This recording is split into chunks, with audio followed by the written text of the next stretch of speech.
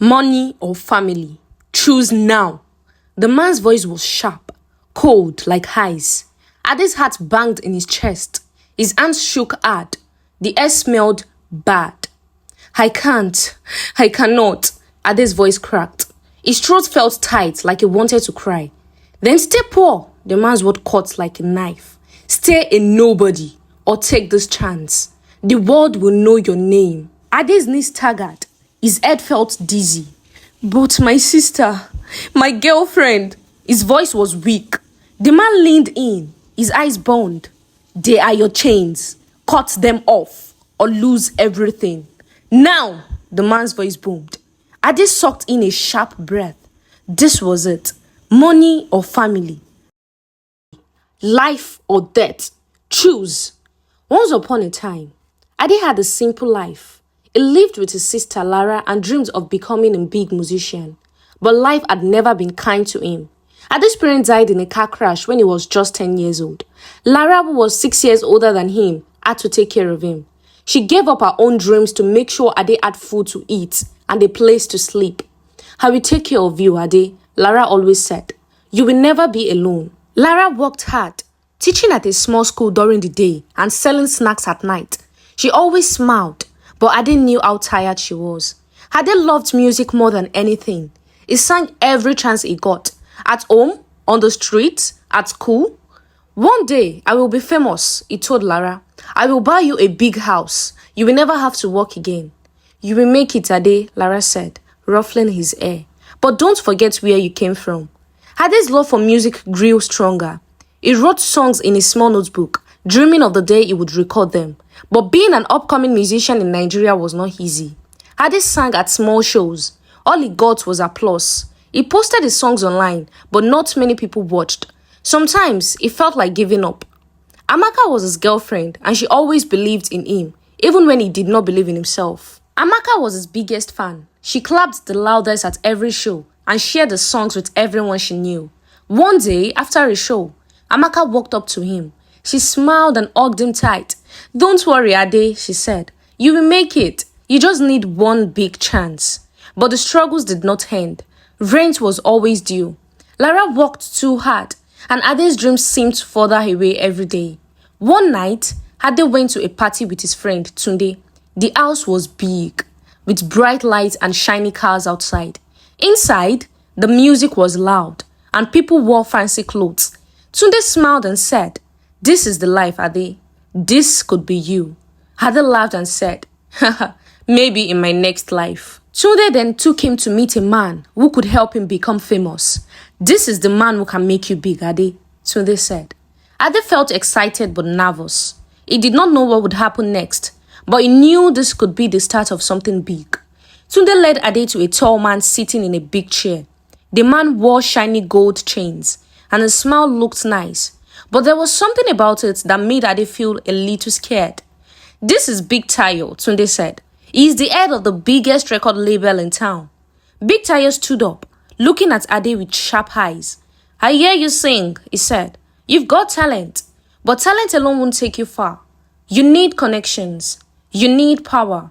Ade felt his heart raise. Big Tayo's word made him feel nervous, but also curious. It was so close to his dream, and Big Tayo seemed like the key to make it come true. What do you mean? Ade asked. You will know when the time is right, Big Tayo said. After that night, Ade's life started to change, but not all at once. At first, it was small things. Tunde took him to more parties. He met important people. They smiled, shook hands, and said, You have talent. Then he got a call from a small music producer. Come to my studio, the man said. Let's record a song. Ade's heart raised. Was this it? His big chance?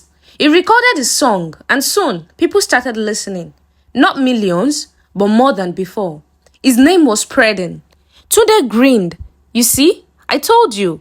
Big Tayo knows the right people. Ade was shocked about how Big Tayo was able to pull it off, but felt happy. But something did not feel right. Why was this happening so fast? And why was Big Tayo helping him? But he pushed the thought away. This was what he wanted, right? Fame was coming. He could feel it. Amaka had Ade's song playing on the radio.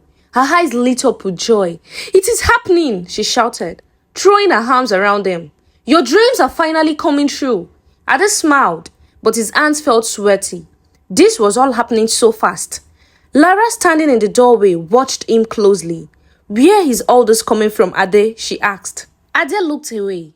"Don't worry about it," he muttered, stuffing his phone in his pocket. Lara frowned. "Ade, we have been struggling for years, and now, just like that, everything is working. That doesn't just happen." "Lara, please," Ade sighed. "I'm finally making it."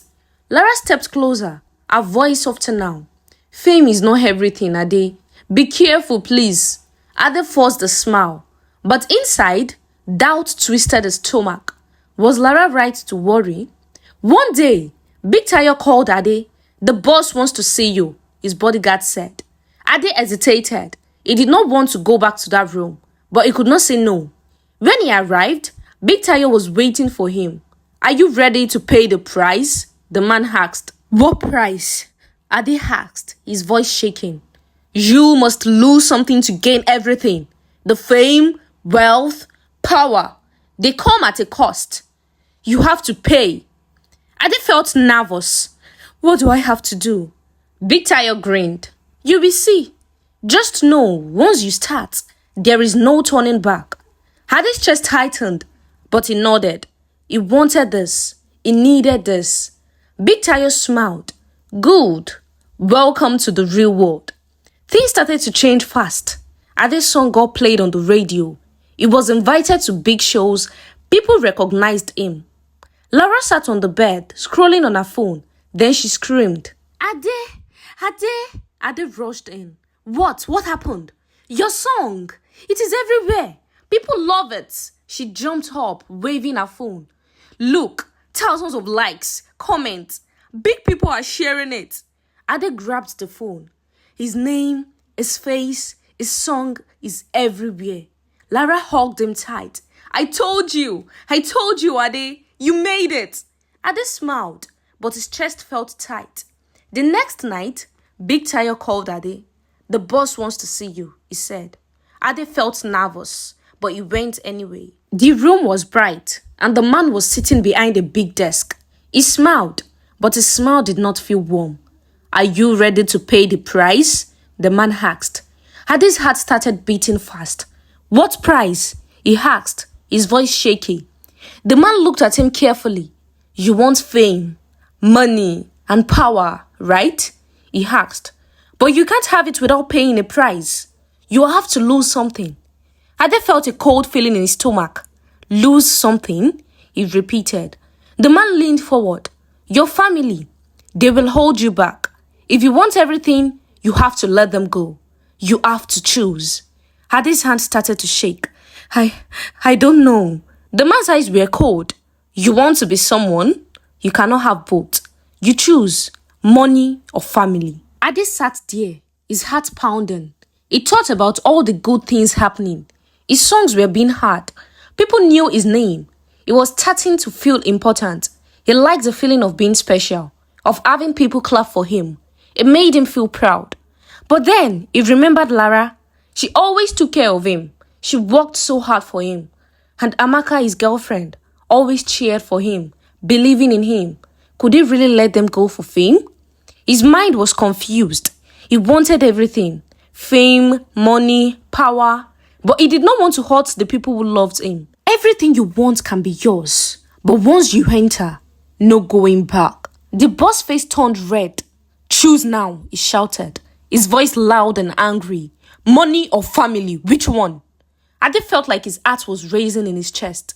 He looked at the boss, then at the picture of his sister and Amaka in his mind.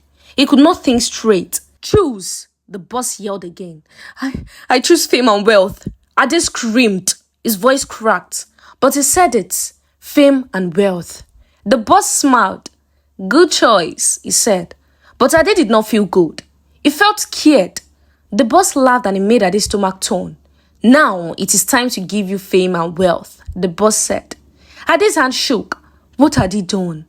Months later, Ade was everywhere. He was on TV, in magazines, and his song played all the time on the radio. People shouted his name. The whole world knew him. He was rich, big houses, shiny cars, and stack of money everywhere. Fans waited for hours just to see him. The crowd cheered when he stepped on stage.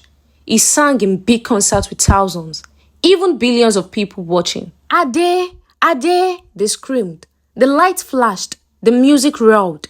His name was on big posters everywhere. He was famous, more than he ever dreamed. But inside, Ade felt a little lost. He had everything, but it didn't feel right. He looked out at the crowd, smiling faces everywhere, but something was missing. Ade could not stop thinking about Lara and Amaka, the people he loved. He was scared for them. What if something happened? He hired bodyguards, made sure they were safe, but deep down, guilt tormented him. He had chosen fame over them, and now, every moment felt like he was waiting for the price to be paid. Amaka was in the car with her friend. They were talking and laughing, driving down the busy road. The sun was starting to set, and everything felt calm. But then, suddenly, a huge bus appeared out of nowhere. It was speeding down the road, too fast to stop. Amaka's car turned the corner, and the bus came closer and closer. Boom! The sound of the crash was loud. The car shook, the glass shattered, and everything turned into chaos. Her friend screamed. Her bodyguard, who was behind them, rushed toward the wreckage, but it was too late. Amaka did not move. She was still. Her friend cried out for help, but it was clear that Amaka was gone. As her blood touched the ground, something moved in the shadows, something dark. It came close, slow, silent, and fed on her blood. No one saw it, no one felt it, but the spirit had come and it had started collecting. When Ade heard the news, his heart stopped. He could not breathe. He dropped his phone, the screen still flashing with the words, Amaka in a car accident. She did not make it. He sat there, frozen, his mind raced. No, this cannot be true. He remembered her laugh, her smile, the way she always believed in him. How could this happen? His body went numb, and all the guilt that had been building inside him exploded. He had made the choice that cost him everything. Amaka, he whispered her name like it would bring her back. But he knew it wouldn't. Tears filled his eyes, but they wouldn't fall. It felt like the world was spinning, and all he could do was sit there, broken. His success, his fame, it meant nothing now. Nothing could fix this. Nothing could bring her back. Lara rushed to his side when she saw him sitting there, tears in his eyes. She did not need to ask. She already knew. Ade, please, Lara said, kneeling beside him. You have to breathe. It's okay. He shook his head, his body trembling. I couldn't protect her, Lara. I couldn't keep her safe. His voice cracked. Lara grabbed his shoulders, forcing him to look at her. It's not your fault. It's not your fault, Ade. But he could not hear her. His thoughts were clouded with guilt and anger. I made the wrong choice, Lara. I made the wrong choice. Lara's eyes filled with tears, but she tried to stay strong. You did not know this would happen. Please don't blame yourself. We will get through this. We will get through it together. But Ade could not stop shaking, could not stop thinking about what he had lost. Ade sat alone in his room, shaking. His hands felt cold. His heart pounded fast. Amaka was gone, and she died because of him. He could still see her face in his mind, her smile, her last breath. He felt sick. He could not keep this secret anymore. He had to tell someone. He had to tell Lara. That night, Lara came home. She saw Ade sitting in the dark. His face was pale, his eyes red, and he looked weak. What is wrong with you? Lara asked. Ade looked at her. His lips trembled. Then he spoke. He told her everything. About the gang, about the deal, about how he thought he could handle it, and about Amaka. Lara's eyes went wide. She stepped back. You did what? She shouted. Ade dropped his head. I did not mean for this to happen, he whispered. Lara's hand shook. She was very angry, furious even. You sold your soul for fame? And now Amaka is dead. You killed Amaka. Ade covered his face with his hands.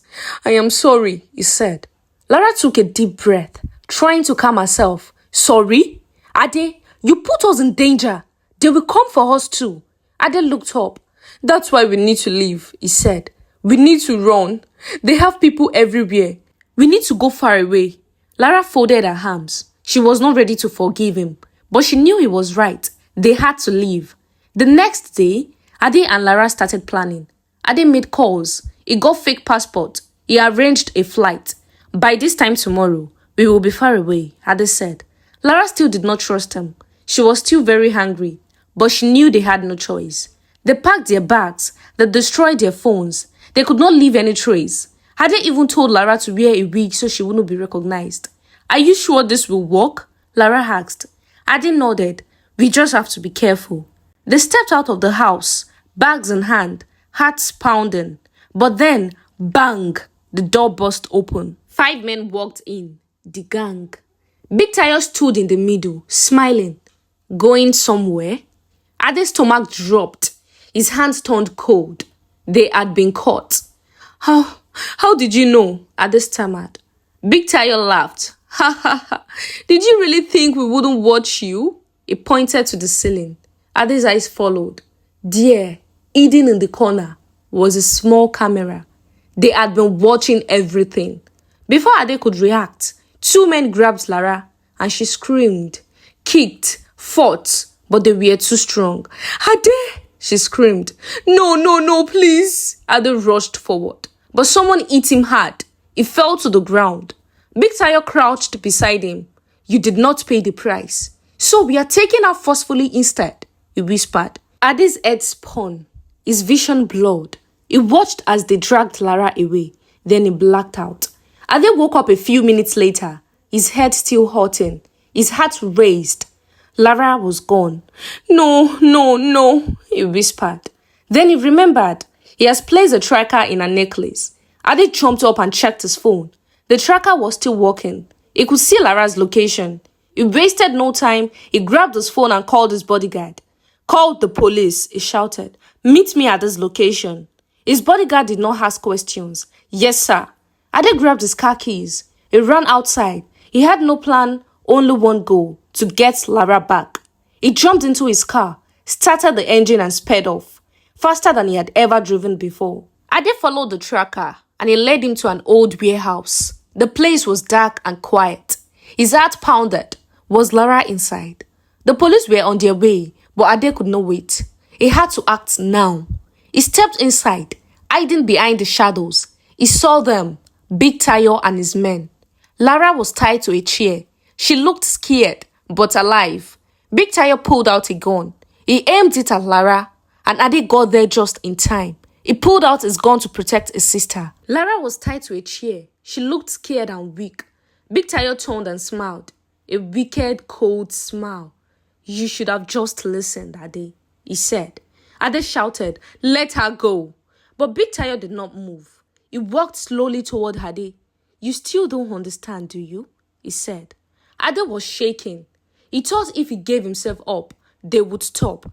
But Big Tayo said, this is not just about music or fame. He pointed at Lara. The spirits we serve don't want your money. They want the people who love you. Because their love is strong. And we use that love to make you famous. Ade's eyes filled with fear. Then Big Tayo said the bitter truth. When you choose fame over family, you gave them to us. You did not know it, but your yes was the sacrifice. We planned Amaka's accident. The spirit drank her blood. Now, it wants your sister too. Ade's hand shook. His gun dropped a little. Big Tayo looked at him and smiled again. We are only taking what you already gave. Bang! Big Tayo shot at Lara. Ade jumped in front of Lara. The bullet hit him. Pain shot through his chest. Just then, Lara screamed, Ade! Ade lay on the cold ground, his breathing shallow. Blood soaked his shirt, his vision blurred. But he could still see Lara. She was kneeling beside him, shaking, crying. Ade, no, please. Lara sobbed. You cannot die, please. Stay with me. Ade tried to smile, but his lips trembled. His chest burned with pain. Every breath felt heavier than the last. He reached for Lara's trembling hand. His fingers weak, but determined. Lara, his voice was soft. almost fading. I messed up. I made the worst mistake of my life. And now I am paying the price. No, Hade, please don't say that. You're not going to die. The ambulance is coming, she cried, holding his face. You are all I have. You cannot leave me. Ade's eyes filled with regret. I wanted to be famous. I wanted the world to scream my name, he whispered. But now, all I want is one more day with you. Lara's sobs grew louder. Ade took a shaky breath, his last bit of strength fading. Promise me, he coughed, his grip on her hand loosening. Promise me you'll leave. You'll be happy. You'll be free from all of this. Lara shook her head, her tears falling on his face. I can't do this without you, Ade. Please don't go. Ade smiled, but his eyes were tired. I will always be with you, even when you can't see me, he whispered. His eyes teared at Lara one last time. Then his hand fell from hers. His chest stopped rising. His body went still. Ade was gone. Lara let out a scream so loud it shook the air. No, Ade! She shook him, but he did not move. She held him, crying into his lifeless body. A brother, a protector, a best friend. Big Tayo wanted to aim at Lara and was about to make another shot. And just then, the police burst inside. Gunshots. Chaos. Big Tayo grabbed his gun and aimed at the police. But before he could shoot, bang, bang, the police fired first. Big Tayo fell. Blood pooled around him. He was gone. The gang was arrested and it was over. Lara sat beside Ade's body, numb and broken. The police wrapped her in a blanket, but no warmth could reach the cold inside her chest. Ade willed all his money to Lara as she was his next of kin. Lara thought to herself, fame means nothing if it comes at the cost of your soul. Don't let pressure, poverty, or pain push you to lose yourself. No dream is worth your family. No success is worth your peace. My brother wanted the world to scream his name, she said, and they did, but it cost him everything. The lesson from the story is, sometimes the greatest price of fame is not money. It is people. It is peace. It is the moment you can never buy back. Never let desperation make your decisions. Fame without love is emptiness. Wealth without people is loneliness. And a dream that costs you everything is a nightmare. Don't forget to like, subscribe, and share this video if this story touched you. Let someone hear this before they make the wrong choice. See you in the next story.